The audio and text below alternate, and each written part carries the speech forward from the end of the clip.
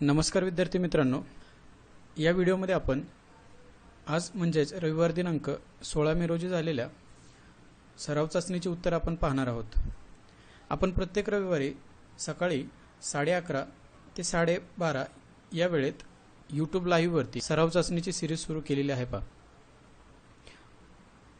आपल्या या चॅनलवरती आपण बुद्धिमत्ता, संगणक तसेच इतर जे काही नवीन भरतीच्या जाहिराती येत आहेत पहा, याबाबतची व्हिडिओ आपण आपल्या चॅनलवरती अपलोड करत असतो। त्याचप्रमाणे इतर जे काही स्पर्धा परीक्षेच्या बाबत जी नव्याने अपडेट येत राहते ते आपण आपल्या टेलिग्राम चॅनलच्या माध्यमातून किंवा आपल्या व्हिडिओच्या माध्यमातून आपण विद्यार्थ्यांपर्यंत पोहोचवत असतो। जर तुम्ही आपल्या चॅनलवरती पहिल्यांदाच आला असाल तर अशा प्रकारच्या नवीन अपडेट मिळवण्यासाठी आपल्या चॅनलला सबस्क्राइब करायला विसरू नका। तर या व्हिडिओमध्ये आपण आपल्या आधीच्या प्रमाणेच जे काही आधी आपण 4 सराव चाचण्या घेतल्या होत्या, ज्या सराव चाचण्यांची लिंक तुम्हाला इथे उजव्या कोपऱ्यात दिसत असेल पहा, अशाच सराव चाचणीच्या सिरीजमधली 5व्या सराव चाचणीची आपण उत्तरे पाहणार आहोत। पहिला प्रश्न, या प्रश्नात आपल्याला विचारलं होतं, या दोन शब्दांमध्ये जो काही संबंध आहे तोच संबंध शोधून या तिसऱ्या शब्दासाठी कोणता शब्द येईल हे निवडायचं होतं पहा।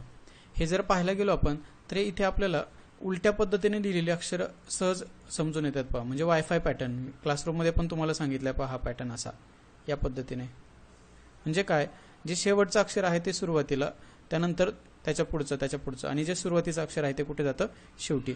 मग या पद्धतीने जर आपण लिहित गेलो तर इथे काय येईल आर, त्यानंतर इथे काय येईल ओ, त्यानंतर इथे काय येईल टी, असं या पद्धतीने मी पुढे लिहित जातो पहा। ए एल, त्यानंतर यू येईल, जी येईल, त्यानंतर ई येईल आणि शेवटी आर येईल। मग पहा, सुरुवात पण आर ने पाहिजे आणि शेवट पण आर ने। इथे आहे का रे, नाही, हा पर्याय निघून जाईल। इथे आहे का, नाही, हा पण पहिला पर्याय निघून गेला। आता या दोन पर्यायात वेगळा पर्याय निवडायचा आहे पहा। इथपर्यंत जर आपण पाहिलं तर इथे ए पर्यंत कॉमन आहे पहा, फक्त हा जो काही अक्षर आहे हे अक्षर वेगळं आहे पहा। हे इथे जर पाहिलं आपण तर आर ओ टी, ए नंतर कोणतं मिळतं आपल्याला, तर एल यायला पाहिजे होता। इथे काय आलाय, जी, म्हणून हा चौथा पर्याय देखील आपण कॅन्सल केला। यानुसार पहिल्या प्रश्नाचं उत्तर आपण पर्याय क्रमांक 3 हे दिलं होतं। यानंतरचा दुसरा प्रश्न पहा, तुमच्या स्क्रीनवर येतोय दुसरा प्रश्न। या दुसऱ्या प्रश्नामध्ये सांकेतिक लिपीवरती प्रश्न विचारला होता। आता इथे जे काही सारखे शब्द आहेत हे आपण शोधून या प्रश्नाचं उत्तर देत असतो पहा। हा प्रश्न सोडवण्यासाठी मी तुम्हाला एक ट्रिक सांगितली होती। हे दिलेले काही शब्द आहेत, ही वाक्य आहे अशीच्या अशी जर लिहून घेतली तर हा प्रश्न सोडवायला खूप सोपा जातो। म्हणजे कसं पहा, ही 3 वाक्य कशी लिहिली गेली आहेत पहा, आपल्याला 3 वाक्य फक्त एका सांकेतिक लिपीत लिहून दाखवले। आता आपण इथे काय करतो, जे काही सारखे आहेत ते निवडतो पहा। या पहिल्या वाक्यात आणि या वाक्यात काय सापडलं आपल्याला, नाव हा शब्द सारखा सापडला। मग त्यासाठी असलेला संकेतांक देखील इथे सारखा असायला पाहिजे। कोणता येतोय पहा बरं, नावसाठी या 2 वाक्यांमध्ये जर पाहायला गेलं आपण तर झेड ए बी हे सारखे आहेत। म्हणून याचा अर्थ आपण असं घेऊ शकतो का, नाव या शब्दासाठी झेड ए बी हा कोड आहे, ठीक आहे। त्यानंतर पुढे दुसरा पहा बरं, कोणतं सारखं सापडतंय आपल्याला। सारखं जर शोधायला गेलो तर आपल्याला एस ए वाय ही 2 वाक्यात हे 2 शब्द सारखे सापडलेत। मग इथे जर पाहायला गेलं तर या दोघांमध्ये कोणता शब्द सारखा आहे, तर तो आहे यू एल ए। यानुसार आपण काय सांगू शकतो, एस ए वाय या शब्दाचा अर्थ काय होतो, यू एल ए। अजून काय सारखं उरलंय तर पहा, इथे हा नेवर हा शब्द इथे आहे आणि इथे पण नेवर हा शब्द आहे। मग या दोघांमध्ये सारखा कोणता आहे, तर तो आहे एक्स ई एन। म्हणून यानुसार आपण नेवर हा शब्द एक्स ई एन असा लिहू शकतो। आता काही सारखं सापडतंय का, नाही सापडत आपल्याला। मग इथे ऑर साठी उरलेला शब्द कोणता, वाय ओ जी, हे आपण सहज सांगू शकतो, ऑर साठी वाय ओ जी। त्यानंतर इथे दॅट साठी काय घेऊ शकतो, मग इथे लिहितो पावरती, दॅट साठी काय घेऊ शकतो आपण, व्ही ए के। त्यानंतर दिस हा एक शब्द उरलाय पहा आपल्याकडे, दिस साठी काय घेऊ शकतो मग आपण, दिस या शब्दासाठी टी ए एल झालं। मग सगळे शब्द आपण यावरून शोधून घेतले। यातून कोणतं जरी वाक्य जरी विचारलं, कसे वाक्य जर फिरून दिले तरी आपण यातनं सहज सांगू शकतो। आपल्याला इथे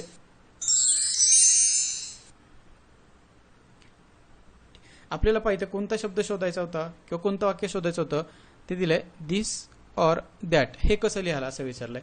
आपल्याकडे दिस साठी कोणता आहे, तर टी ए एल हा शब्द आहे पहा। म्हणजे दिसच्या ठिकाणी आपण काय लिहू शकतो, टी ए एल, हा टी ए एल मिळाला। त्यानंतर ऑर साठी काय घेऊ शकतो आपण, इथे शोधला होता पहा आपण, ऑर साठी वाय ओ जी। त्यानंतर दॅट साठी इथे शोधलाय पहा आपण, कोणता, व्ही ए के। मग हे तिन्ही शब्द ज्या ठिकाणी असतील ते आपल्या या प्रश्नाचं उत्तर असेल. इथे जर पाहायला गेलो आपण तर YOG हा शब्द नाही आहे आपल्याकडे. इथे जर पाहायला गेलो आपण तर VAK हा शब्द नाही आहे आणि इथे जर पाहायला गेलो आपण तर TAL हा शब्द नाही. आपल्याला हे तीनही पाहिजे. दुसऱ्या प्रश्नाचं उत्तर आपण या पद्धतीने पर्याय क्रमांक 2 दिलेला आहे. यानंतर पुढे तिसरा प्रश्न येतोय पहा स्क्रीनवरती आपला.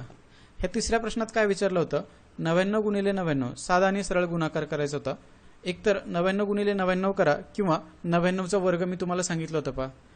99चा वर्ग कसा घेतो आपण, ज्याला जर माहीत नसेल ही पद्धत किंवा कसं शोधायचं त्याला इथे उजव्या कोपऱ्यात आय हे बटन दिसतं. यात वर्ग घेण्याची पद्धत, एकूण सगळ्या पद्धतीने कोणत्याही संख्येचा वर्ग कसा घ्यायचा यासाठी व्हिडिओ मी ऑलरेडी अपलोड केलेला आहे पहा चॅनलवरती. त्याची लिंक तुम्हाला उजव्या कोपऱ्यात दिसते. मी शॉर्टकटमध्ये सांगतोय पहा. इथे काय करतो आपण, 9चा वर्ग 81, 9चा वर्ग 81. त्यानंतर 9 आणि 9चा गुणाकार आणि त्याच्या दुप्पट करतो. 81चे दुप्पट किती होते, 162.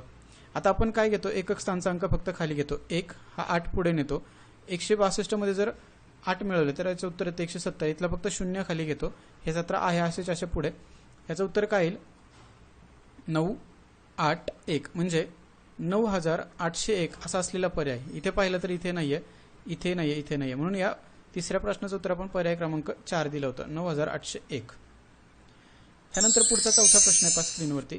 इथे काय म्हटलंय, बोर्ड हा शब्द 9, 3 या पद्धतीने म्हणजे वेगवेगळे अंक दिलेत पहा यासाठी.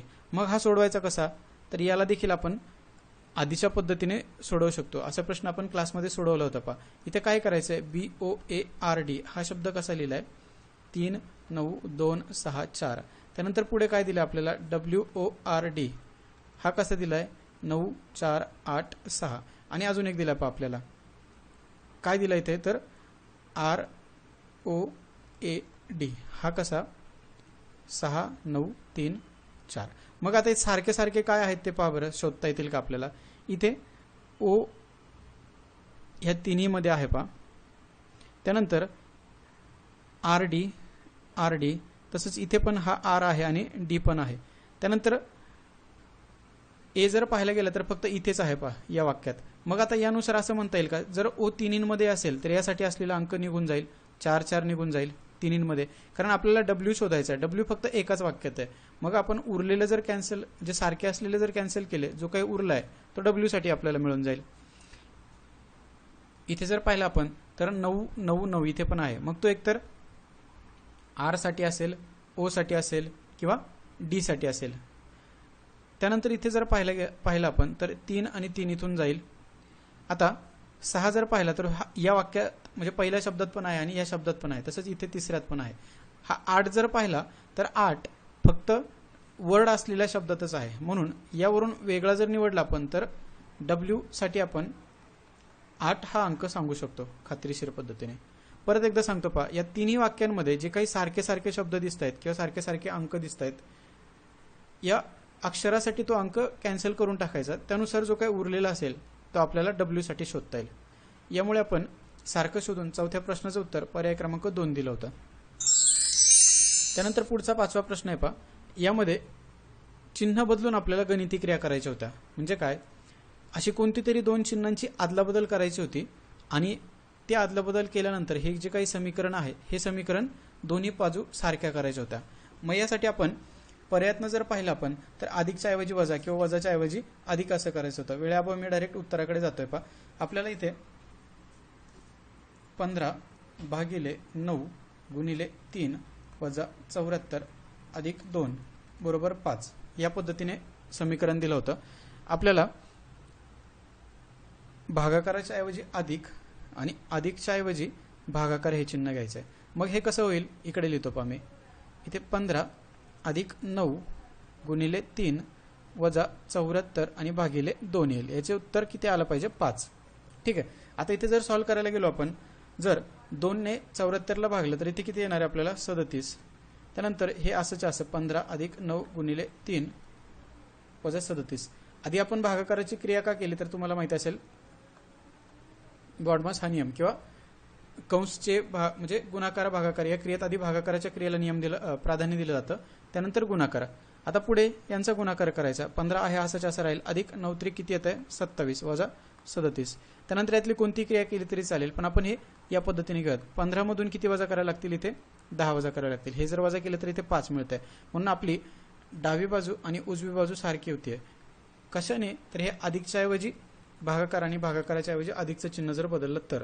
म्हणून आपण 5व्या प्रश्नाचं उत्तर पर्याय क्रमांक 3 असं दिलं होतं. यानंतर पुढचा 6वा प्रश्न आहे.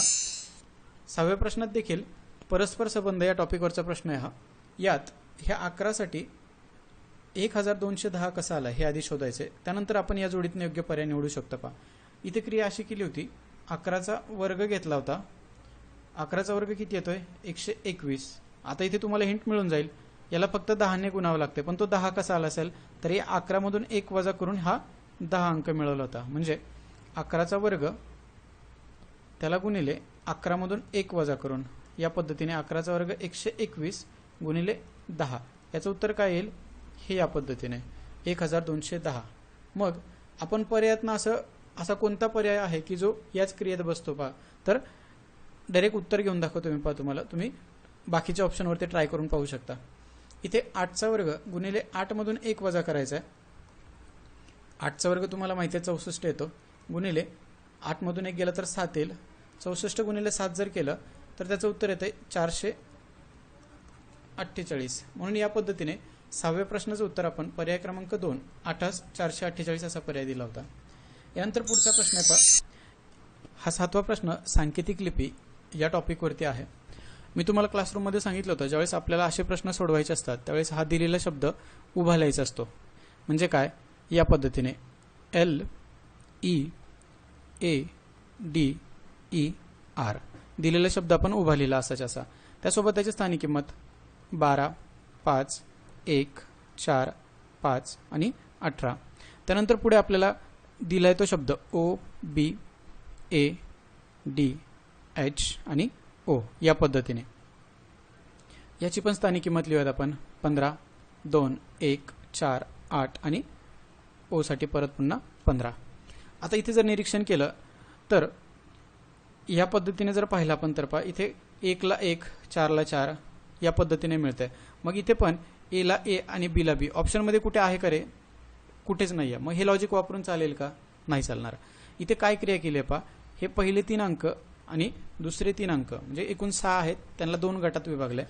पाहायला जर गेलो आपण तर इथे या पहिल्या 3 वरती +3 ची क्रिया केली आणि इथे -3 ची क्रिया करून हे इकडे या पद्धतीने आणि इकडे या पद्धतीने लिहिलेत. म्हणजे काय?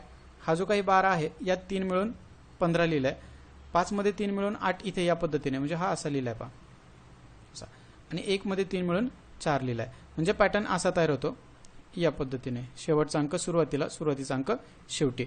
इथे 4 मध्ये 3 न मिळवता 3 वजा करून इथे 1 लिहिलाय. 5 मध्ये 3 न मिळवता 3 वजा करून इथे लिहिलाय. 18तून देखील 3 वजा करून 15 इथे लिहिलाय. म्हणजे हे जे काही 3 आहेत यांच्यावरती -3 ची क्रिया आणि हे जे काही 3 आहेत त्यांच्यावरती +3 ची क्रिया. मग इथे देखील आपल्याला स्टेबल हा शब्द शोधताना तीच क्रिया करावी लागेल.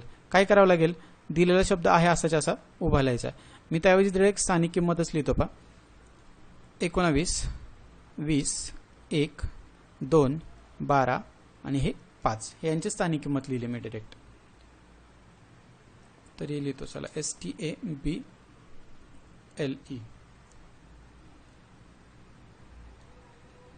याला देखील वरच्या 3 वरती +3 ची क्रिया, इथे +3 न करता इथे -3 ची क्रिया.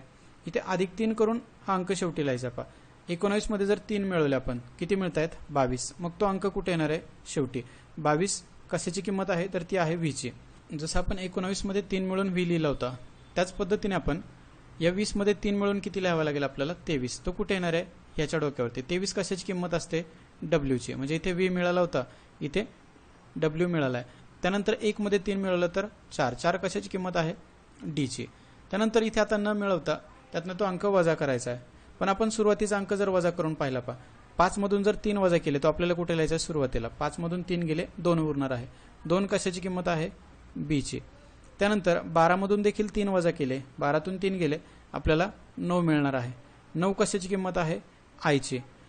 त्यानंतर इथे 2 म्हणजे B आहे. B मधून 3 वजा करणं म्हणजे आपण ABCD नुसार जे काही मागील अक्षर आहेत ते घेत जर गेलो आपण तर आपल्याला 25 हे मिळेल. 25 Y ची किंमत आहे पहा. म्हणून या पद्धतीने जर सोडवलं आपण तर B I Y D W आणि पी हे असं या प्रश्नाचं उत्तर येतं आहे. हे पाहायला जर गेलं आपण बी आय वाय इथे नाही आहे, इथे पण नाही आहे, इथे बी आय आणि डी आला आहे. म्हणजे पहिली 3 अक्षरं जरी आपण सोडवली असते तरी या प्रश्नाचं उत्तर सहज देता आलं असतं. तरी देखील आपण पूर्ण हा प्रश्न सोडवलेला आहे. बी आय वाय हे फक्त इथे तिसऱ्यातच आहे, म्हणून 7व्या प्रश्नाचं उत्तर आपण पर्याय क्रमांक 3 योग्य पद्धतीने दिलं होतं. या 8व्या प्रश्नात काहीतरी गणिती क्रिया करून प्रश्नचिन्हाच्या ठिकाणी कोणता अंक येणार आहे हे निवडायचं होतं. हे सोडवण्यासाठी काय करायचं आहे, ह्या 3 आणि 5चं रिलेशन आधी पाहायचं आहे. ते कसं आहे त्या 3च्या दुप्पट जर केले आपण तर येत आहेत 6, त्यातून वजा करायचा 1, मग उत्तर काय मिळेल आपल्याला 5. आता पुढे इथे देखील तीच क्रिया करावी लागेल. 5च्या दुप्पट केले किती येत आहेत 10, पण 10 मधून 1 वजा करून चालेल का 8 येण्यासाठी, नाहीतर 10 मधून किती वजा करायचे 2. त्यानंतर पुढे 8 हा अंक घेतला, पुढे 8च्या दुप्पट केले ते येत आहेत 16, 16 मधून आता 2 वजा केले तर आपल्याला 14च मिळत आहेत, पण 2 वजा करून चालतील का तर नाही, म्हणजे इथे 3 वजा करायला लागतात. हा पॅटर्न समजून घ्या. -1 -2 -3 या पद्धतीने इथे उत्तर काय मिळेल 13. याच्या पुढची क्रिया इथे लिहितो पहा. आता पुढे काय येणार आहे 13, 13च्या दुप्पट 13 दोन्ही किती येत आहेत 26, मग 26 मधून किती वजा करायचे आता आपल्याला, इथे 1 वजा केला, 2 वजा केला, 3 केला, तर इथे काय करायचं आहे 4 वजा. 26 मधून 4 गेले, उत्तर काय मिळते आपल्याला 22. आता पुढे 22च्या दुप्पट 44, 44 मधून या क्रमाने काय वजा करणार आहे आपण 5, मग 44 मधून जर 5 गेले तर आपल्याला 39 हे प्रश्नाचं उत्तर मिळतंय पहा. म्हणून 8व्या प्रश्नाचं उत्तर आपण पर्याय क्रमांक 3 39 असं दिलं होतं. ठीक आहे, पुढचा पहा. हा 9वा प्रश्न आहे. हा 9वा प्रश्न एक तक्त्याच्या सहाय्याने जर मांडला असता तुम्ही तर सोडवायला सहज सोपा गेला असता पहा.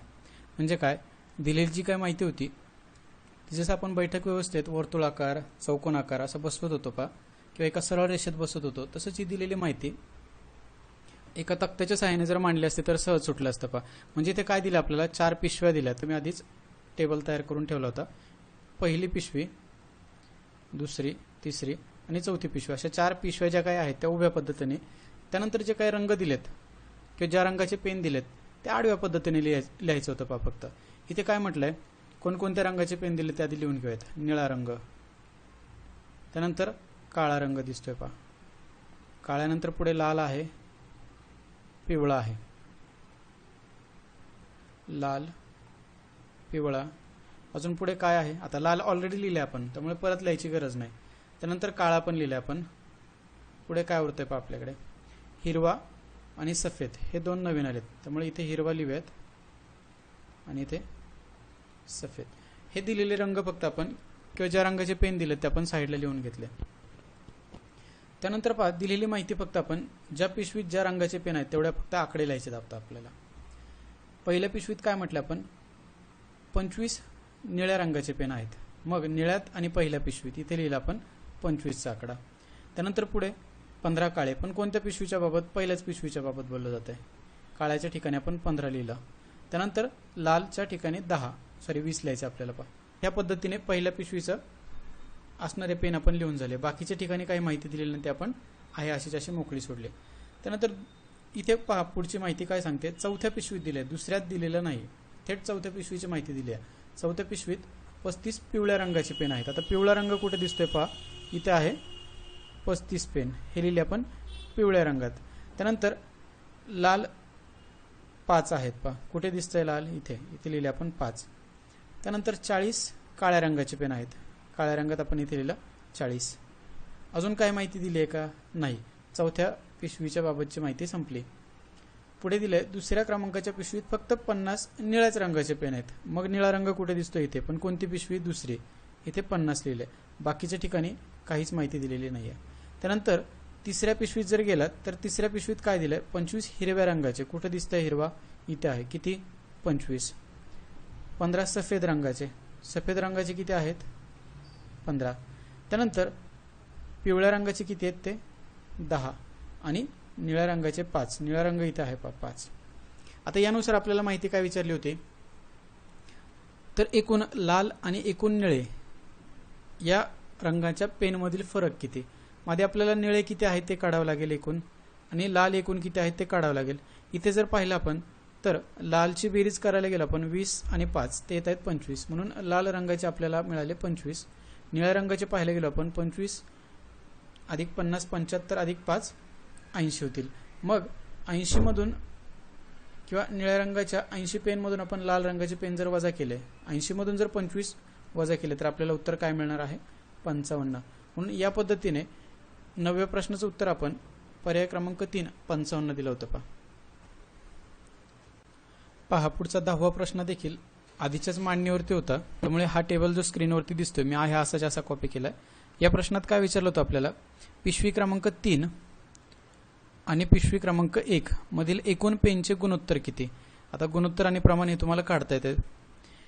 त्यानुसार पाहायला गेलं तर पिशवी 3 ही जी काय आहे यातील सर्व अंकांची बेरीज म्हणजे 5, 10, 25 आणि 15 यांची जर बेरीज केली तर ती मिळते 55. म्हणजे असं 5 अधिक 10 अधिक 25 अधिक 15 यांची बेरीज 55 मिळाली. त्यानंतर पिशवी क्रमांक 1 विचारलं, 1 सोबतचं गुणोत्तर. 1 मध्ये कोणते अंक आहेत आपल्याकडे? 25, 15, 20 म्हणजे 25, 15 आणि 20 यांची जर बेरीज केली आपण ती मिळते आपल्याकडे 60. म्हणजे या पद्धतीने 55 आणि 60चं गुणोत्तर 55 भागिले 60 5 ने भाग जाईल. 11, 5, 55. ह्या पद्धतीने 5 ने इथे जाईल. 5 1 5, 5 2 10. म्हणून 11 बरोबर 12 किंवा 11 12. या पद्धतीने आपण 10व्या प्रश्नाचं उत्तर पर्याय क्रमांक 2 11 12 असं उत्तर दिलं होतं. त्यानंतर याचा पुढचा प्रश्न आहे 11वा प्रश्न. हा आलेखवरती असतो किंवा एक तक्त्याच्या सहाय्याने प्रश्न, जसं आपण आधी तक्ता तयार करून प्रश्न सोडवला होता तसाच प्रश्न आहे. इथे म्हटलंय सुनील आणि जगदीश यांच्यातील एकूण गुणांचा फरक किती? मग त्याआधी आपल्याला सुनीलला पडलेले एकूण गुण यांची बेरीज करावी लागेल आणि जगदीशला पडलेले एकूण गुण यांची बेरीज करावी लागेल आणि त्यातील फरक निवडायचा आपल्याला. इथे सुनीलचे गुण आहेत 60, 55, 60, 59 आणि 61 यांची बेरीज करावी लागेल. 60, 55, 60, 59 आणि 61 यांची जर बेरीज करायला गेलं 10, 5, 29 म्हणजे 295 ही सुनीलच्या गुणांची बेरीज आली. त्यानंतर पुढे कुणाचे गुण विचारले होते आपल्याला? जगदीश. आता जगदीशचे गुण किती आहेत जगदीशचे गुण आहेत 35, 41, 39, 30 आणि 45. आता यांच्या गुणांची बेरीज या पद्धतीने म्हणजे 190 हे जगदीशच्या गुणांची बेरीज येईल. मग आता आपल्याला काय विचारलंय? सुनील आणि जगदीश यांच्या गुणातील फरक किती? साध्या पद्धतीने 295 मधून आपल्याला 190 वजा करायचे आहेत. यांची जर वजाबाकी केली तर 5, 0, 1, 105. काय क्रिया केली होती आपण? सुनीलचे एकूण गुण वजा जगदीशचे एकूण गुण. एकूण गुण म्हणजे जे काही गुण मिळालेत त्याला प्रत्येक विषयाला यांची फक्त बेरीज करून दोघांचा फरक घेतलाय. त्यामुळे आपण 11व्या प्रश्नाचं उत्तर पर्याय क्रमांक 3 105 असं उत्तर दिलं होतं. पुढचा 12वा प्रश्न देखील त्याच तक्त्यावरती आहे. इथे असं विचारलंय प्रत्येक विषयास जर 100 गुण असतील म्हणजे प्रत्येक जो काही विषय दिसतोय भूगोल, इतिहास, विज्ञान, गणित आणि मराठी हा जर 100 गुणांचा विषय असेल प्रत्येकी तर राजेशची एकूण टक्केवारी किती? राजेशला मिळालेले एकूण गुण आधी त्यांची बेरीज करावी लागेल. ते कसे? 50, 55, 51, 57 आणि 62 यांची जर बेरीज करायला गेली 27 म्हणजे किती येत आहेत? 275. हे राजेशला मिळालेले गुण.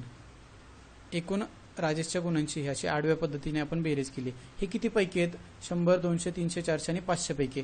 म्हणून याला 500 ने भागतो आपण. टक्केवारी काढायची आहे. गुणिले 100. शून्याला 2 शून्य गेले. 5 ने भाग जर दिला तर 5 5 25. 2 उरतील इथे. त्याला देखील 5 ने भाग जाईल. 5 5 25. म्हणून इथे 55% असं उत्तर यायला पाहिजे. त्यानुसार आपण 12व्या प्रश्नाचं उत्तर पर्याय क्रमांक 3 55 असं या प्रश्नाचं उत्तर दिलं होतं. त्यानंतर पुढे स्क्रीनवर येते तुमच्या 13वा प्रश्न. 13वा प्रश्न एक अंकांची मालिका आहे. यामध्ये काय क्रिया केली आहे इथे? हा असं जर निरीक्षण केलं तर लगेच उत्तर मिळून जाईल. 3चा 9 कसा होतोय? तर गुणिले 3 करून किंवा 3 त्रिक 9. 9चं 27, 9 त्रिक 27. 27 त्रिक किती होत आहेत? 81. ही क्रिया आहे गुणिले 3 3ची करून. मग इथे पहा बरं 4चा 16 कसा होईल? 4 चौक 16 म्हणजे गुणिले 4 करून. 16च्या 4 पट केलं किंवा 16 गुणिले 4 केलं तर 64. मग आता पुढे जे काही उत्तर मिळणार आहे ते 64 गुणिले किती करायचं आहे 4. एखाद्याला येत नसेल त्याने 64 गुणिले 4 केलं तरी चालेल. 4 चौक 16, 6 चौक 24 आणि 1 25. म्हणजे 13व्या प्रश्नाचं उत्तर आपण पर्याय क्रमांक 4 256 हे या प्रश्नाचं उत्तर दिलं होतं. त्यानंतर पुढचा प्रश्न आहे पहा 14वा प्रश्न. या 14व्या प्रश्नात निरीक्षण जरी केलं तरी लगेच उत्तर मिळून जाते पहा. ए ई आय ओ यू पुढे येणारा स्वर म्हणजे स्वरानुसारचं पहिलं अक्षर, त्यानंतर एन, नंतर ओ, पी, क्यू आणि पुढे काय येईल मग इथे आर. म्हणून 14व्या प्रश्नाचं उत्तर पर्याय क्रमांक 3 यू आर हे योग्य उत्तर होतं. पुढचा प्रश्न आहे पहा 15वा. यामध्ये तुम्हाला सर्वांना माहिती आहे शामरुग हा पक्षी फक्त जमिनीवरून चालतच जाऊ शकतो. याला अवकाशात उंच घिरट्या किंवा भरारी घेता येत नाही. बाकीचे इतर 3 पक्षी आहेत जसे की कावळा असेल, पोपट असेल, सुतार पक्षी असेल, हे आकाशात उंच घिरट्या किंवा भरारी घेऊ शकतात. त्याप्रमाणे शामरुग हा पक्षी इतर पक्ष्यांप्रमाणे अवकाशात उंच घिरट्या किंवा भरारी घेऊ शकत नाही. त्यामुळे आपण 15व्या प्रश्नाचं उत्तर पर्याय क्रमांक 1 शामरुग हे योग्य उत्तर दिलं होतं. पुढचा 16वा प्रश्न आहे पहा. इथे तुलनात्मक किंवा तुलना करून या प्रश्नाचं उत्तर सोडवायचं. इथे वाक्य असं दिलंय, जर एक्स, इथे लिहितो पहा मी आधी, जर ए हा एक्स पेक्षा कमी उंच आहे, याचा अर्थ काय, एक्स उंच आहे कुणापेक्षा, ए पेक्षा, हे असं पण दाखवता येईल. उंच, लहान आणि मोठा या पद्धतीने.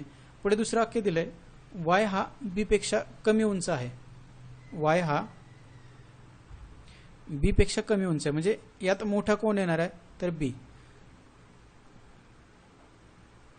त्यानंतर आणि बी हा एक्स इतकाच उंच आहे, म्हणजे बी जेवढा आहे तेवढाच एक्स आहे. आता यात जर पाहिलं आपण तर ए आणि वाय यांच्यातील तुलना करायला असं काही साम्य किंवा काही नियम दिलेले नाहीत किंवा वाक्य दिलेलं नाही आहे. त्यामुळे यावरून आपण सांगू शकतो की ना ए मोठा आहे ना वाय मोठा आहे. यात आपण निश्चितपणे सांगू शकत नाही नक्की कोण उंच किंवा कोण लहान आहे. म्हणून 16व्या प्रश्नाचं उत्तर आपण पर्याय क्रमांक 4 हे योग्य उत्तर दिलं होतं. पुढचा 17वा प्रश्न आहे पहा. नातेसंबंधांवरती प्रश्न आहे. फक्त इथे वेगवेगळी चिन्ह वापरून नातेसंबंध तयार केला. म्हणजे काय, डॉलर, हॅश, स्टार आणि @ ही चिन्ह वापरलेत पहा. पण ती कशी वापरलेत, ए डॉलर बी याचा अर्थ काय होतो की ए हे बीचे वडील आहेत. म्हणजे इथे ए डॉलर बी याचा अर्थ वडील हे चिन्ह दाखवते. पण कोण वडील आहेत इथे, ए हे वडील आहेत, इथे दिसते पहा तुम्हाला. त्यानंतर पुढे ए हॅश बी म्हटलंय, इथे अर्थ काय होतोय, ए ही बहीण आहे, म्हणजे हॅश कशासाठी वापरलाय, बहीणसाठी. आणि ए स्टार बी, ए स्टार बी, इथे ए ही मुलगी आहे, म्हणजे स्टार या चिन्हासाठी ए कोण होईल, मुलगी. अजून काही दिलंय का आपल्याला, आहे पहा, @ चिन्ह दिलं, ए @ बी. इथे @ साठी काय वापरलंय, भाऊ, म्हणजे ए हा भाऊ आहे असं याचा अर्थ होतो. आता प्रश्नात काय विचारलंय तर आर टी एम ही भावंडे आहेत, म्हणजे काय, हे एकाच पिढीत आहेत असं दाखवणारी नातेसाखळी कोणती किंवा नातेसंबंध कोणता. हे जर पाहायला गेलं आपण पर्यायातल्या उत्तरात पाहूयात आधी. इथे काय म्हटलंय, क्यू डॉलर आर. डॉलरसाठी काय वापरतो आपण, यातलं पहिलं जे काय अक्षर आहे ते वडील आहे, म्हणजे यात जर पाहिलं तर क्यू हे वडील आहेत. तुम्हाला माहिती आहे आपण पुरुष चौकोनात आणि महिला वर्तुळात घेतो. यानुसार क्यू वडील आहेत कोणाचे, आरचे. हे झालं. पुढे या दोघांचा संबंध पाहूयात. आर @ टी, इथे जे काही पहिलं आहे तो भाऊ यासाठी वापरलं जातं. यानुसार आर भाऊ होईल कोणासाठी, टी साठी. त्यानंतर टी हॅश एम, इथे हॅशसाठी काय वापरलंय तर बहीण, इथे टी बहीण होईल कोणाची तर एमची. या पद्धतीने जर आपण नातेसंबंध पाहिला तर क्यू वडील आहेत, आर त्यांचा मुलगा, आर या व्यक्तीची टी ही बहीण आहे. त्यानंतर एमच्या बाबत काही सांगितलं नाही, पण ते एकाच पिढीतील आहे, एकतर भाऊ असेल किंवा बहीण असेल. यानुसार आपण सांगू शकतो की ही तिघही आर, टी आणि एम हे तिघही काय आहेत, भावंड आहेत. बाकीच्या पर्यायांसाठी तुम्ही या पद्धतीने नियम वापरून सोडून पाहू शकता. 17व्या प्रश्नाचं उत्तर आपण पर्याय क्रमांक 4 हे उत्तर दिलं होतं. यानंतरचा पुढचा प्रश्न आहे पहा, 18वा प्रश्न आहे. हा दिशा आणि अंतर्ज्ञान चाचणीवरती प्रश्न आहे. शेजारी तुम्हाला दिशेचं चक्र देखील दिसतंय पहा. इथे काय दिलं होतं आपल्याला, एक पुरुष पूर्वेकडे तोंड करून उभा आहे. सुरुवातीला कोणत्या दिशेला तोंड आहे त्याचं, या दिशेला, पूर्वेकडे. इथे शेजारी दिसतंय पहा तुम्हाला. पुढे काय म्हटलंय त्यांनी, मी इथेच दाखवतो पहा, या पद्धतीने दाखवतो आपण. पूर्वेकडे तोंड करून तो व्यक्ती उभा होता, नंतर तो डाव्या बाजूला वळतो. तुम्हाला सगळ्यांना माहिती आहे, माणूस वळताना नेहमी काटकोनातच वळत असतो किंवा 90 अंशाच्या कोनातच वळतो, कारण माणसाचं समोर पाहताना डोकं आणि खांदा यातील नेहमी 90 अंशाचा कोन असतो. हे मी क्लासरूममध्ये तुम्हाला क्लिअर करून सांगितलं. पहिल्यांदा काय म्हटलं इथे पहा, पूर्वेकडे तोंड होतं, हे ठीक आहे आपण घेतलंय. त्यानंतर तो डाव्या बाजूला वळतो. आता पूर्वेकडे तोंड असताना त्याची डावी बाजू हे होणार आहे, म्हणजे तो कुठे जाईल, ते आता उत्तरेकडे तोंड करून उभा राहील. त्यानंतर दुसऱ्यांदा काय म्हटलंय त्यांनी, नंतर तो उजव्या बाजूला वळतो, म्हणजे आता परत पुन्हा जागेवर येणार आहे. दुसऱ्या केसमध्ये तो पुन्हा जागेवर येईल, म्हणजे पूर्वेकडेच तोंड असेल त्याचं. त्यानंतर पुढे काय म्हटलंय, परत तो उजव्या बाजूला वळतो, म्हणजे तिसऱ्यांदा या पद्धतीने त्याला वळवायचे. पहा आता कुठे येईल त्याचं तोंड, दक्षिणेला. दक्षिणेला असताना पुढे काय म्हटलं त्यांनी, पूर्ण मागे वळतो. याचा अर्थ काय, दक्षिणेला होता तो पूर्णतः मागे, म्हणजे उत्तरेला तोंड असेल त्याचं.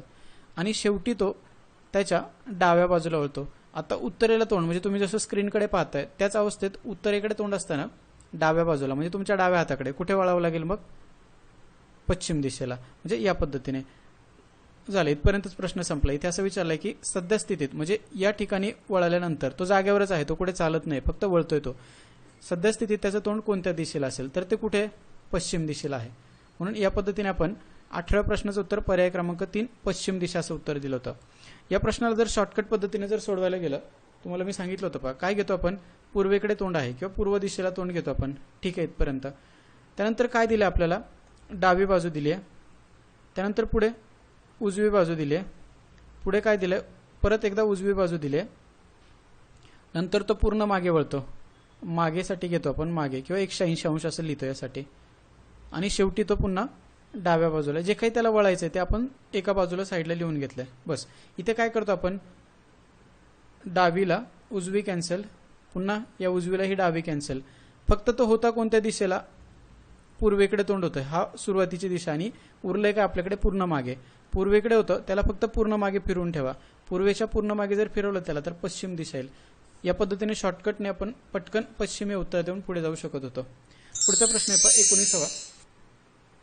19वा प्रश्न आपल्याला कालमापन या टॉपिकवरती विचारलाय. इथे काय दिलंय प्रश्नात, जर महिन्याचा 5वा दिवस, सुरुवातीला महिन्याची सुरुवात जर केली तर 5वा दिवस हा शुक्रवार येतो असं दिलंय.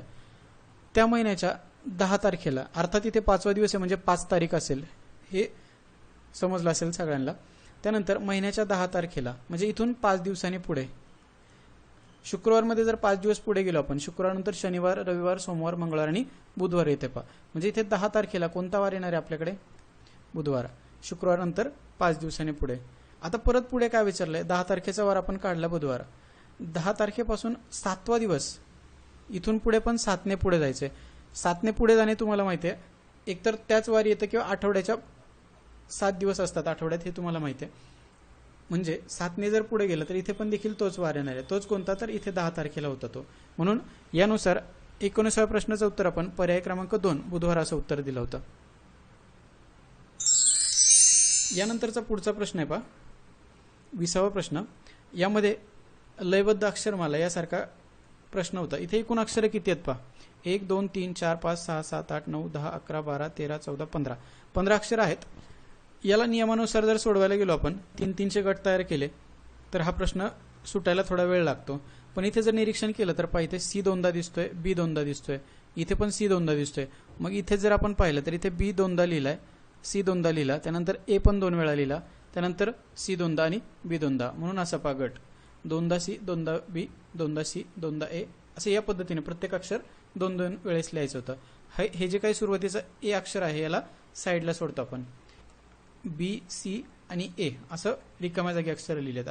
असं असलेलं पहा पर्याय क्रमांक 3च योग्य दिसत आहे. म्हणून 20व्या प्रश्नाचं उत्तर आपण पर्याय क्रमांक 3 बी, सी, ए असं उत्तर दिलं होतं.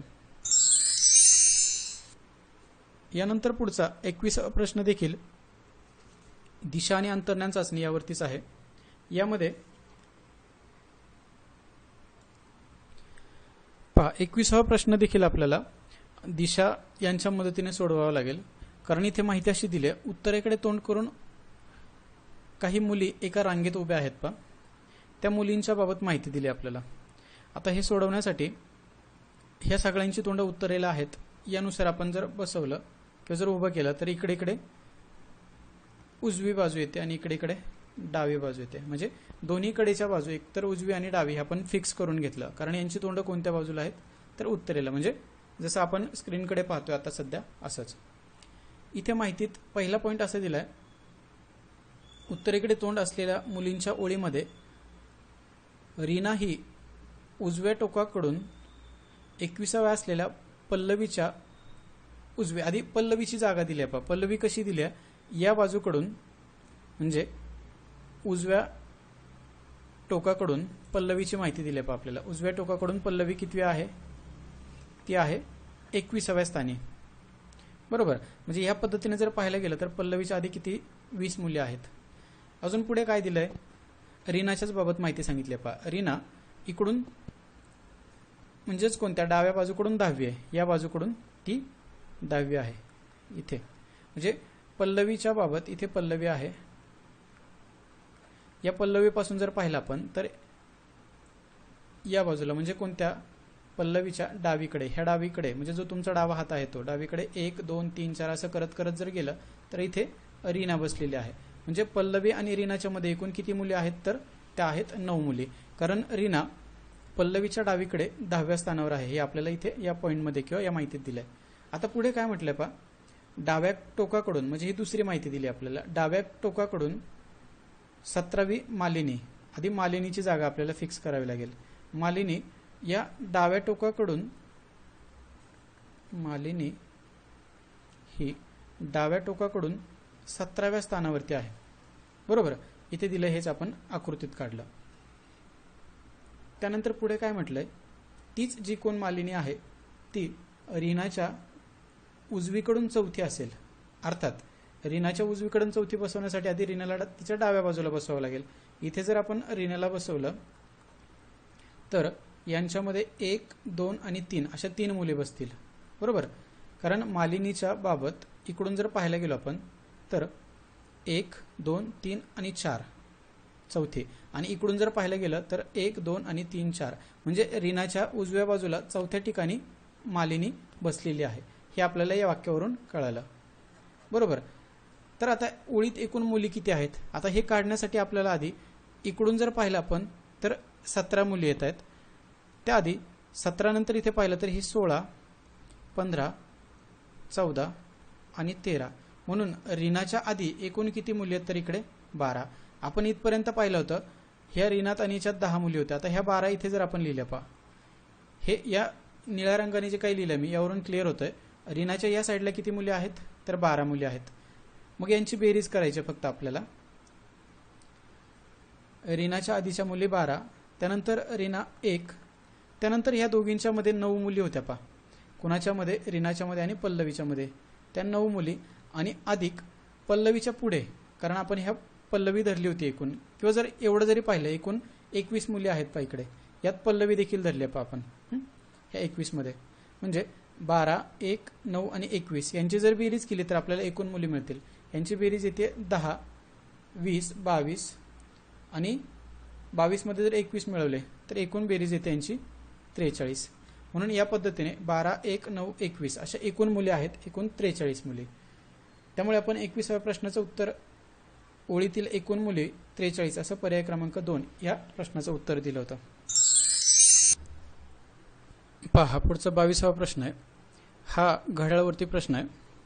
यामध्ये असं विचारलंय, दुपारी 2:30 म्हणजे 2:30 ते 3:30 या वेळेमध्ये त्याच दिवशी दुपारची वेळ दिली आपल्याला, तास काटा आणि मिनिट काटा एकमेकांशी काटकोन किती वेळा करतील, म्हणजे 90 अंशाचा कोन किती वेळा करतील. शेजारील टेबलमध्ये तुम्हाला माहिती मिळते पहा, हे 24 ताशी घड्याळातील वेळ आहे. यामध्ये सकाळ आणि दुपार दोन्ही वेळा दाखवल्यात पहा, एक तर रात्रीचा असेल किंवा दिवसा असेल. दोन्ही वेळेस 2:27 मिनिट असताना 90 अंशाचा कोन, त्याचबरोबर 3:32 असताना म्हणजे 3:32 झाले असताना 90 अंशाचा कोन किंवा काटकोन तास काटा आणि मिनिट काटा तयार करत असतात. त्यामुळे या दोन्ही वेळा आपण घेऊ शकत नाही. आपल्याला फक्त 3 वाजता म्हणजे 3:00 झाले असताना 90 अंशाचा कोन हा तास काटा आणि मिनिट काट्यांमध्ये पाहायला मिळतो. हे जर पाहायचं असेल तुम्हाला तर एक डिटेल ॲनिमेशन आहे पहा इथं. यावरून तुम्ही पाहू शकता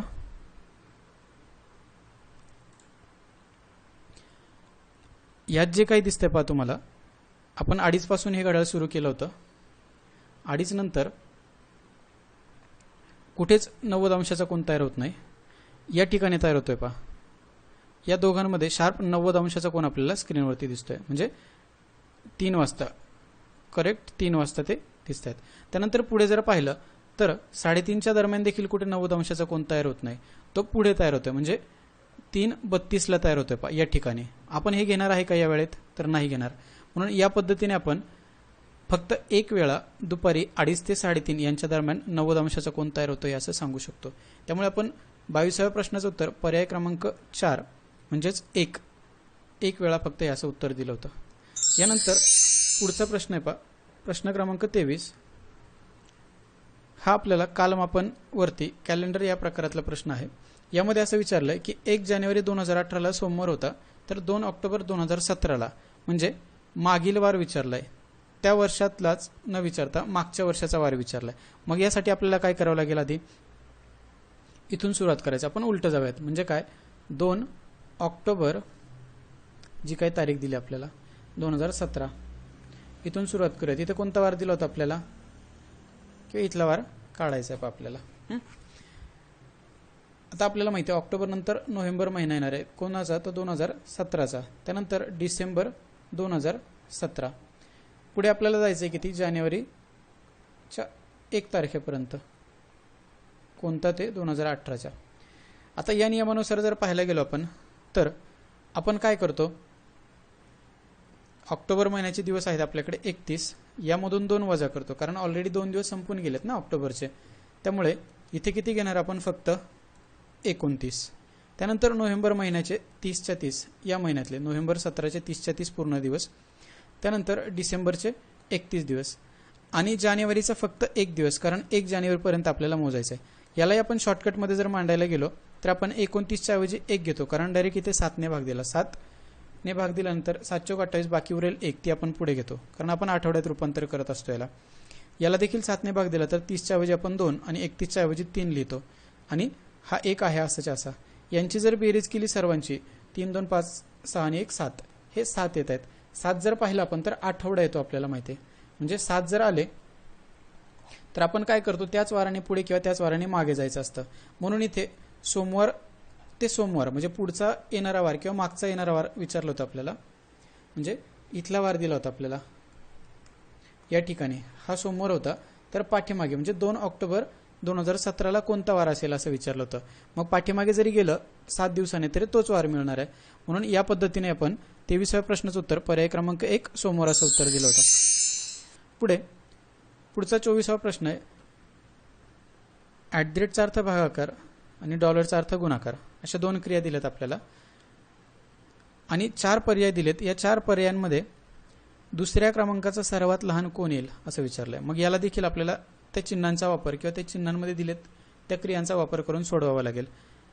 पहिलं जर पाहिलं आपण 27, @चा अर्थ होतो भागाकार. यानुसार 27 भागिले 5 जर केलं तर याचं उत्तर येते 5.4. त्यानंतर दुसरं आहे 1.5, इथे गुणिले केलंय 4.5. याचं जर हे चिन्ह काढलं तुम्ही आणि गुणाकार केला डायरेक्ट 15ने जर 425ला जर गुणलं तर जवळपास 6, 3, 7, 5 असं याचं उत्तर येईल. पुढे 22, इथे आपल्याला भागाकार घ्यावा लागेल. 22 भागिले 3 करून 3, 7, 21, खाली उरेल 1, या पद्धतीने 3 म्हणजे दुसऱ्यासाठी काय येणार आहे 22 भागिले 3 जर केलं तर 7.33 येईल. आणि चौथं दिलं आपल्याला 3 गुणिले, कारण डॉलरचा अर्थ गुणाकार होतो, 3 गुणिले 3 जर केलं तर 9 मिळेल. आता यांना चढत्या क्रमाने मांडूयात. पहिल्यासाठी आपल्याला मिळालं होतं 5.4, दुसऱ्यासाठी मिळाले आपल्याला, किंवा दुसरा अंक कोणता येईल त्यानंतर 6, 3, 7, 5, त्यानंतर मिळेल 7.33 आणि त्यानंतर मिळेल 9. हे यासाठी आलं होतं. आता यात प्रश्नात असं विचारलं होतं दुसऱ्या क्रमांकाचा सर्वात लहान, हा पहिल्या क्रमांकाचा सर्वात लहान आणि हा दुसऱ्या क्रमांकाचा सर्वात लहान आहे. हा कशासाठी येतोय किंवा कशासाठी मिळलंय तर आपल्याला दुसऱ्या पर्यायासाठी, म्हणजे 1.5 गुणिले 4.25 केलं तर त्याचं उत्तर मिळालं होतं आपल्याला 6.375.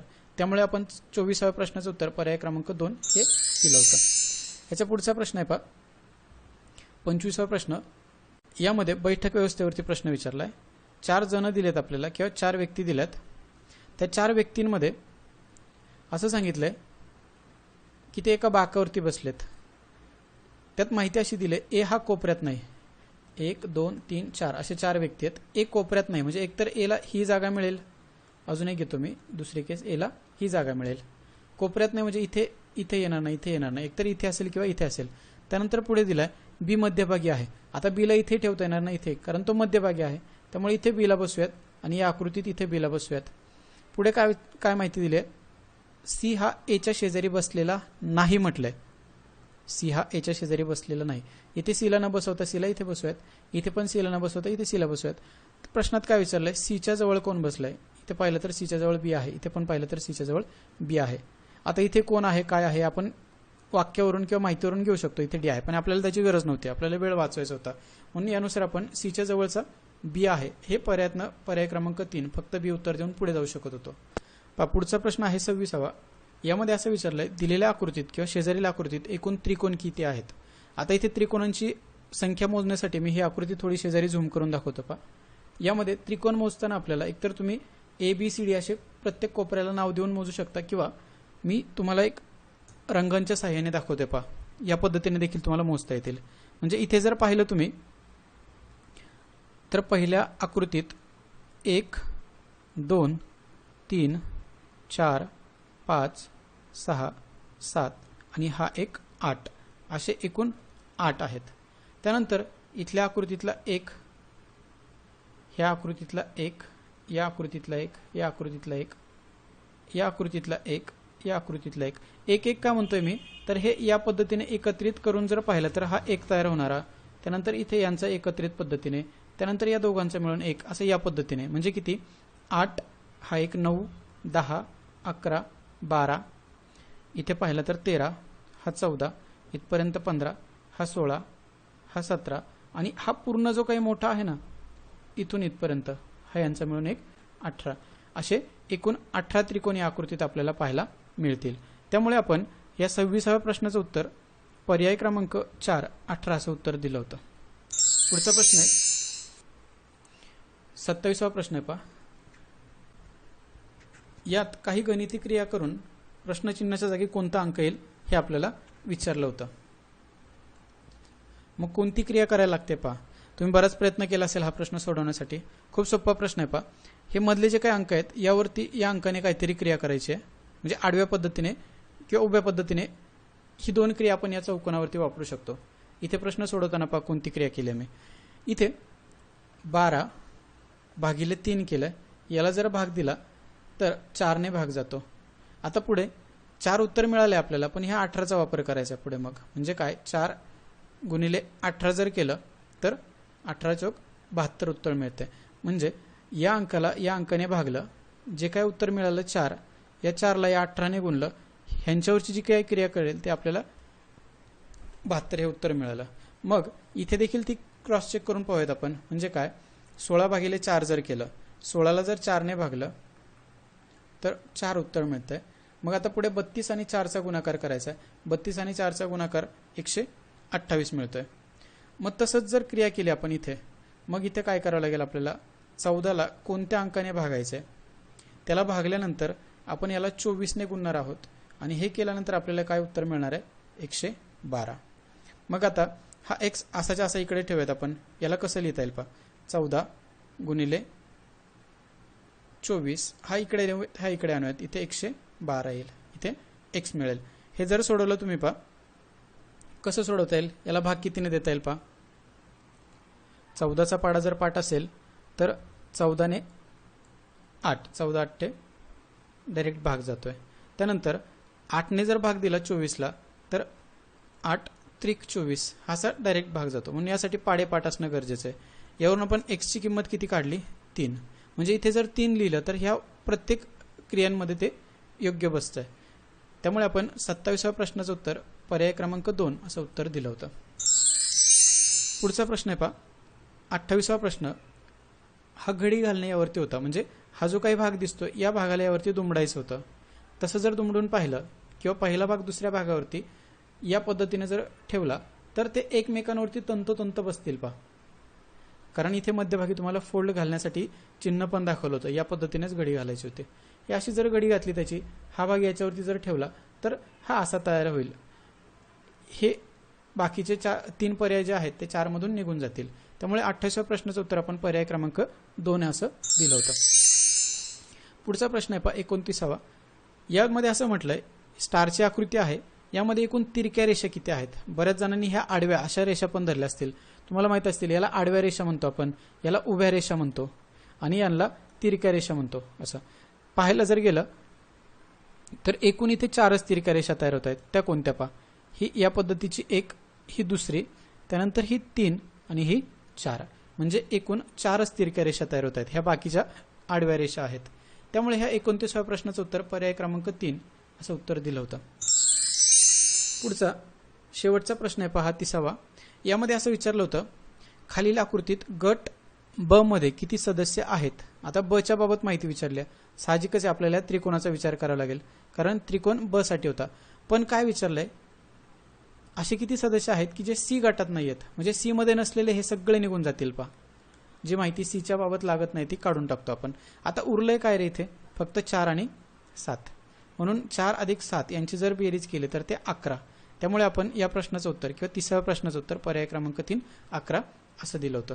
हे होते आजच्या चाचणीची उत्तरं. ही आपली चाचणी क्रमांक 5 होती. या आधीच्या चाचणीसाठी त्या प्रत्येक चाचणीची जे काही व्हिडिओ लिंक आहे ती तुम्हाला इथे उजव्या कोपऱ्यात आय यामध्ये दिसते.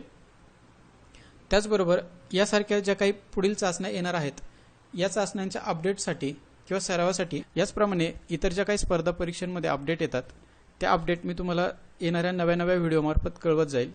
त्यामुळे आपल्या चॅनलला सबस्क्राईब करायला विसरू नका. भेटूयात पुढच्या व्हिडिओमध्ये. तोपर्यंत काळजी घ्या, सुरक्षित राहा. धन्यवाद. थँक्यू.